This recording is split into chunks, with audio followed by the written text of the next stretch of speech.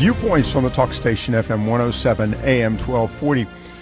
We're going to be joined here in a few moments by a former, I say former, he served for a period of time as a scout sniper in the Marine Corps. What is the role? What is the responsibility? What's even the training involved in this? But before we do that, I got a call last evening from Gary in Oriental, who called to say, look, you've got to bring this up. We need to talk about this. He was very passionate about that. And so with that, Gary, good evening. Thanks for calling again. Yes, sir. Hi, Lockwood. Thanks for having me on again. I saw American Sniper with two fellow vets on Saturday, and then I purchased the book, and I read the book cover to cover on Sunday. The movie is absolutely heart-wrenching. It is a must-see movie. If you believe in your country, you believe in the gift that the U.S. soldiers have given everybody in this country, which is the gift of freedom. Mm-hmm. They've been ready to lay down their lives. The gift of life from God himself for your freedom and for your right, your constitutional right of free speech. I have a huge problem.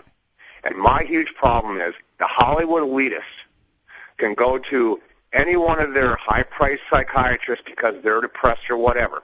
We've got soldiers coming back from these wars with post-traumatic stress syndrome, and in my opinion, I think they're being disrespected. And for anyone in Hollywood to make comments such as Michael Moore did, who, by the way, is a confessed atheist, have the balls to say, what would Jesus do? Mm-hmm. I've got a problem with it. I thank every single soldier from the beginning to today, from the bottom of my heart, for my freedom and for protecting my constitutional rights. And I'll tell you one of the reasons this movie is so great. People actually, this is not some Hollywood shoot-'em-up movie. This is reality. This is what people go through. People die protecting us. It brought out patriotism in people that you wouldn't believe. And the solemnness of the people that came out of the theater, you could have heard a pin drop. I'm going to tell you right now that we're going to hear a conversation. I was talking with our next guest who used that same description a few moments ago. What theater did you go to see this at? I went down to Beartown Theater. Okay. And we went to the matinee. It was sold out. Every theater is sold out. Really? Yes. All right. And if you don't mind, I'd like to make a couple of plugs here. Go for it. Okay. When Chris Kyle came back, he helped soldiers. Right. He helped soldiers get back on their feet, get back to reality, injured soldiers. Right. He served his country, and he still served his country. And I believe that every soldier still serves their country till the day they die. Now, Marcus Luttrell, he wrote the book Lone Survivor, and he was the lone survivor in Afghanistan. And there's all these different programs out there that these soldiers are stepping up and helping. Now, the United States administration has not commented on this in any form or manner. And they, in my opinion, have the first, utmost responsibility to take care of the people that serve their country, and they're failing miserably. And that's it's disgusting. We'll get into that as another issue here in a few minutes, and I appreciate that. That's sort of the backdrop of what you're talking about. But I want to go back to the movie itself. First question for you, Gary. Have you been in the military? Yes. Okay. What service? Air Force. Okay. Before that movie, and let's take on Lone Survivor, of course, which is about members of a SEAL team for all intents and purposes. Did those movies move you as much as this one? First question. Lone Survivor moved me deeply, simply because it was a movie of reality. Right. Nothing has moved me this much. Wow. And not just a sacrifice for your country, but the sacrifice of love, your family, right. your own mental health. It was a sacrifice. It was a gift to all of us that are free. And yeah, it moved me beyond. It is a must-see, Lockwood. Everybody that believes in this country, that believes in the spirit. Wait. What about Gary? What about those that are at best neutral, or maybe at worst opposed to the whole concept of military action in any way, shape, or form? Maybe under the category of peaceniks, but whatever you want to describe them. What do you feel? You said there were many people on that theater. Would you say they were all strong patriots when they went in, or do you think there were people that have had their opinions changed as a result of that movie? That's a good question. It's a hard one to answer because I don't know. I didn't talk to anybody going in. Okay. I do know this, and I was a little disappointed by this. We saw a mother with 2 young children, ages between 7 and 10, and another woman with approximately a 10-year-old. And I think looking at them, I don't really think they got the concept of what this movie was truly about. All right, here's a good question for you. What is the age level for anyone seeing this movie? What would be the minimum age? I would say probably 14 or 15. Okay, all right. And that's just a ballpark. Okay, now, as we wrap things up with you, Gary, because I want to get Tim into this conversation, and I thank you for calling, and I appreciate your call last evening. You said you saw the movie, you then went out and got the book, and you read the book in a day. Having seen the movie, and of course quite often the movie sort of sets the tone, and you read the book, and you do a lot of comparative analysis from what you saw at the beginning. Book and movie, how close were they in parallel? Well, very close in parallel. Okay. You have to understand, when you make a movie, you have to appeal to the eye of people. You have to condense it into 2.5 hours. Okay. And they were extremely close, and all right.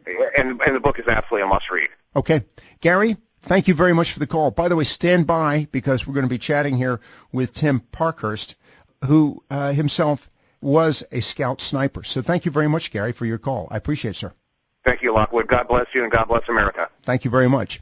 All right, with that, let's go to our guest, Tim Parkhurst, retired Marine, retired as a Master Sergeant. And with that, Tim, good evening. Thanks for taking the time to be with us. Thanks, Lockwood. I appreciate you having me on. Well, I appreciate your participation for a variety of reasons. Of course, we're seeing this now, if you will, and I'm going to use the term, glamorized on the big screen, and I don't mean that to be a pejorative statement about glamorous, but the fact that it's now bigger than life, and it is. What exactly is a scout sniper in the Marine Corps?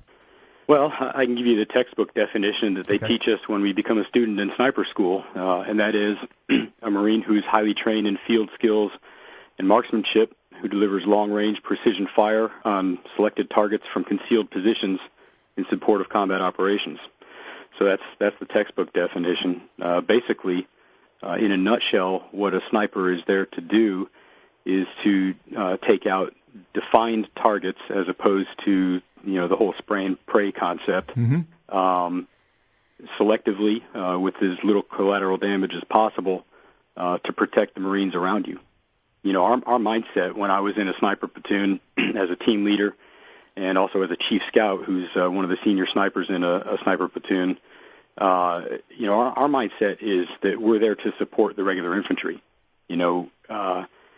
Occasionally in sort of special units like that, people tend to get the idea that they are special, that they're, elite or better than the rest.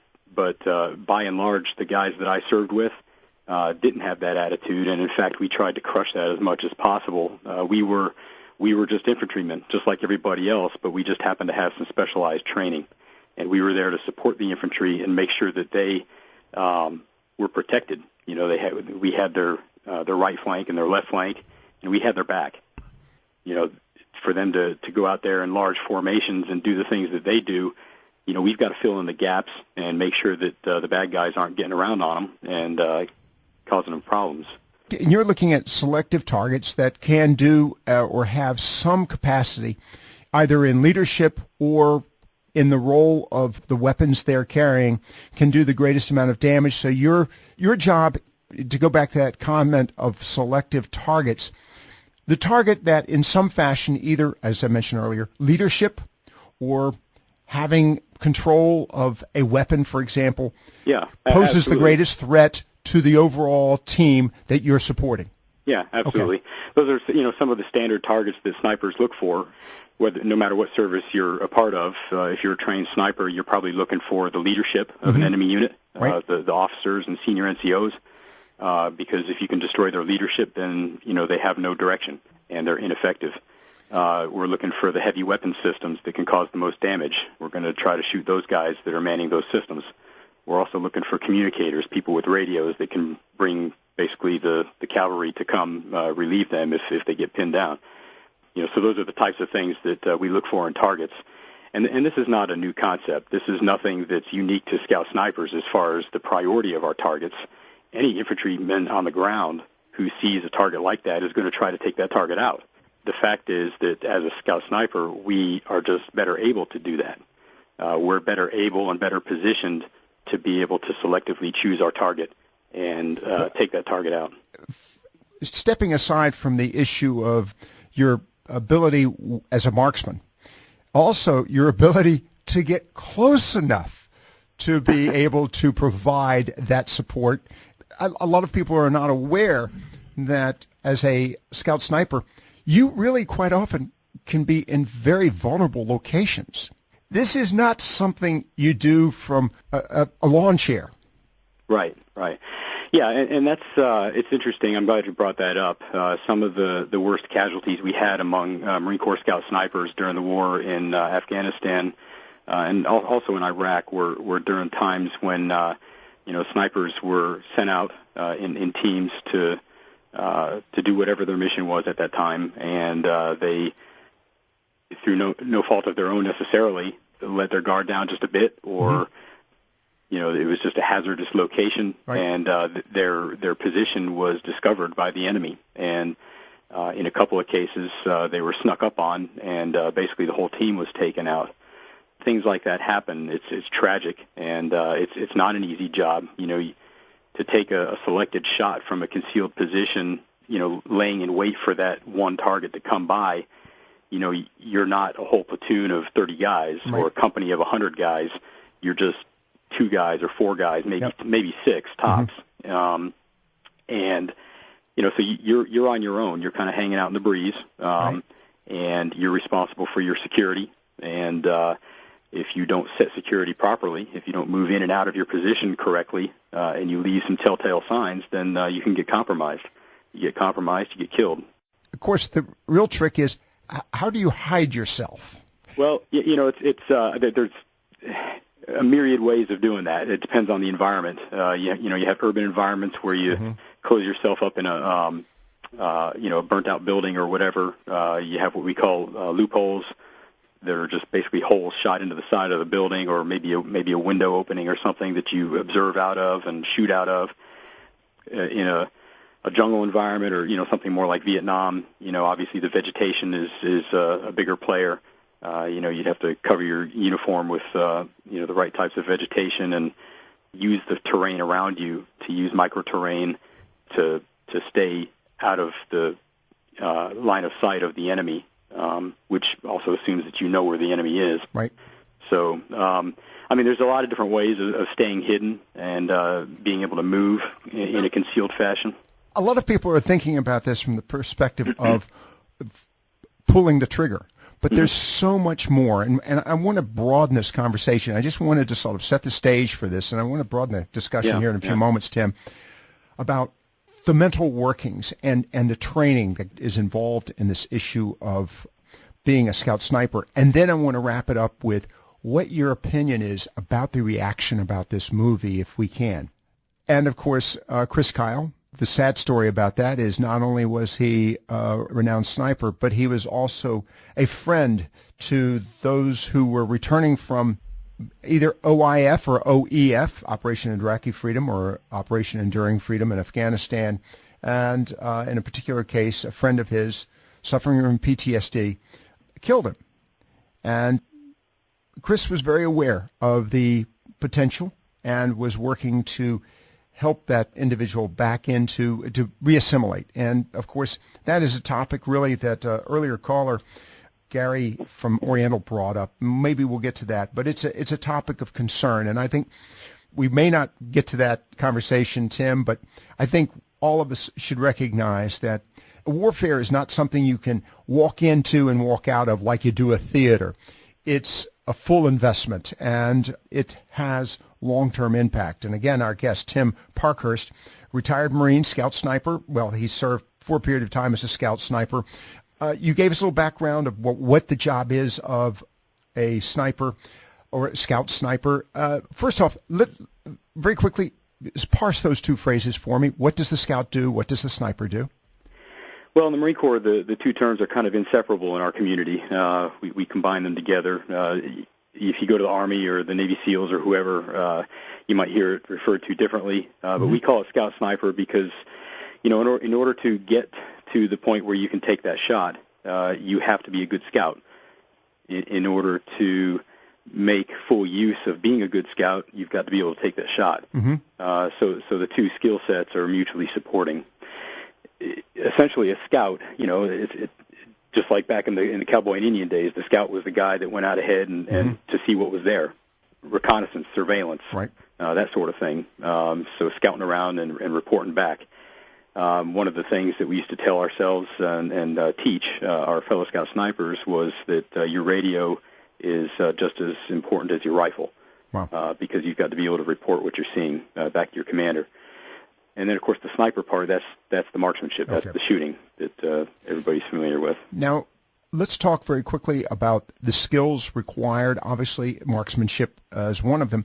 But it's so much more because it strikes me that as a sniper, there's a lot of patience and a lot of calculations. And I'm not just talking about, but would include wind, temperature, but also calculations about what is the best time to take the shot, what will be the impact if you miss. I have to ask, did you ever miss? And I mean, but it's not a matter of just simply pulling a trigger. Yeah, and everybody misses sometimes, so I'll throw that out there right now. If you didn't ever miss, then you probably weren't trying hard enough.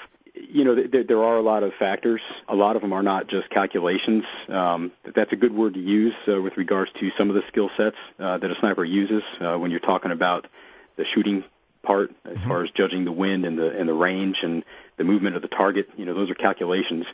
But a better word to use for the majority of what a sniper does when he's out in a combat environment is judgment.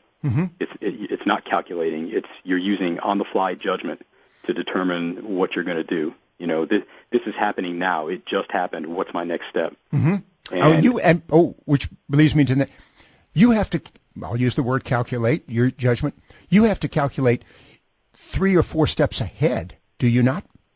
Yeah, absolutely. I mean, you always have to be a step ahead of your enemy. Well, I mean, if upon the shot, if you're now going to be observed, if they're going to be able to bracket in where you might be. I mean, the whole concept of, I look at a sniper as I would in the Navy to the concept of mining a port. It's as much the damage you do, but also the psychological experience that the enemy has as a result. That's a good analogy. And the sniper or the scout sniper has tremendous psychological impact on the enemy when he's used properly. I mean, if you saw the movie American Sniper, Chris Kyle, he struck fear into their hearts. I mean, they put a bounty on his head.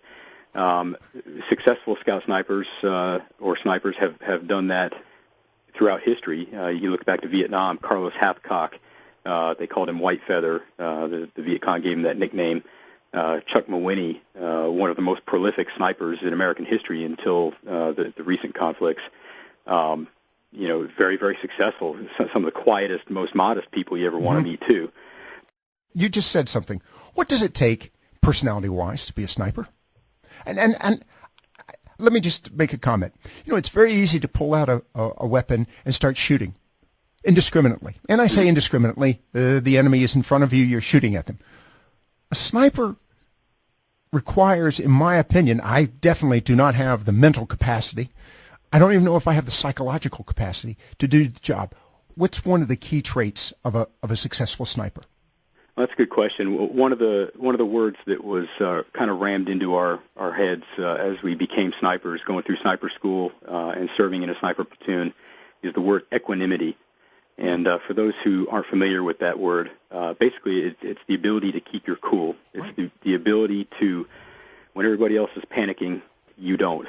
And when everybody else is stressed out, you are able to remain inside that bubble, if you will, or whatever you want to call it. Because you're spending lots of time on station, I would use that term in the Navy, in position for long periods of time.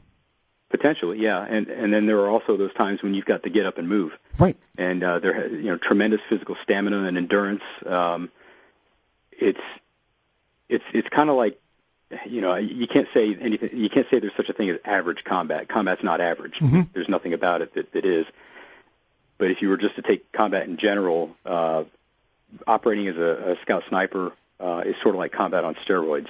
The times when you lay in wait and you're still you're not laying and you're not waiting. You're on point the whole time. Yeah, you're on point, but you're being very still and you're being very stationary, and so it's like doing nothing on steroids. And then the times when you have to move, you're moving. I mean, you're moving fast and hard and trying to, get to your next position or whatever the case may be.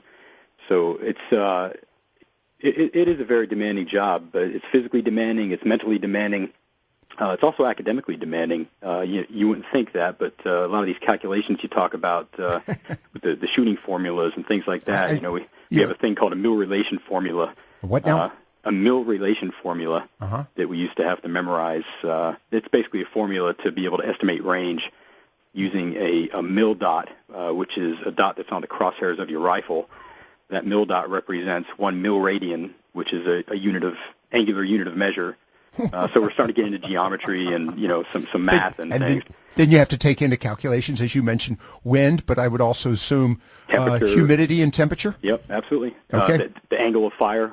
Right. All that. Yeah. All right, Tim Parkhurst, our guest. Tim, I'm going to move from the nuts and bolts of a sniper to that of the movie for our last segment, and get your opinion of the movie, and what are we to take away from that? What did you take away from that? You've seen the movie. Yes, sir. I'm interested in your observations. Before I even get into more conversations about this, you have an organization, and I want to give you some opportunity to brag about that organization and put the call out for possible participants.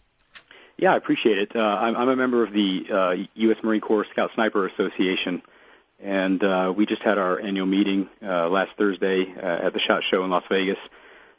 Great organization. Our primary goal, aside from being a fraternal type of thing, is to raise money to support the families of our scout snipers who've been killed in combat over the last decade.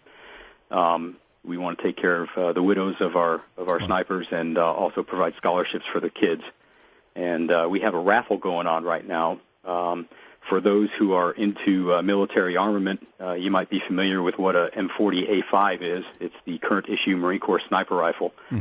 We've got one that's being built for us by actual Marine Corps armorers out of the actual components that the current issue rifle is made from. So it's going to be identical in every respect to a current issue rifle. It's going to have a scope on it. It's going to have a night vision device on it, which is identical to what's being used by the snipers that are serving right now. The total package is going to be estimated to be worth about $25,000. Wow. Each ticket for this raffle is only $10. All right, so, and if anybody wants to participate in this? They can go to our website, usmcscoutsniper.org. Okay, will it be on our? It'll be on our Facebook page, okay. usmcscoutsniper.org.